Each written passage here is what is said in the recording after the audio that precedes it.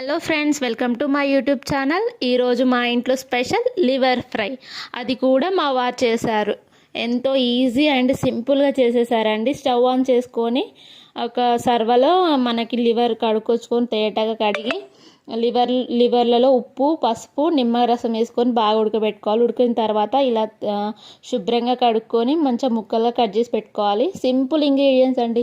ఉల్లిగడ్డ, పచ్చిమిరపకాయ, కరివేపాకు, చాలు. బస్ ఇంతవరకు ఉంటే చాలు, మనకి ఈజీగా అయిపోతుంది. కడాయి పెట్టుకున్న తర్వాత హీట్ అయిన తర్వాత మనకు కొంచెం 2 స్పూన్లంత ఆయిల్ వేసుకొని ఒక బగారాకు, కొంచెం జీలకర్ర ఫ్లేవర్ కోసం వేసేసుకోవాలండి.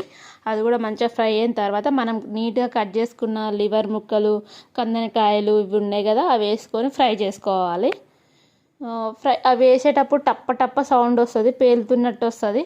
జాగ్రత్తగా ఉండాలి. స్టవ్ దగ్గర ఇట్లా కలుపుతూ ఫ్రై చేసుకోవాలి.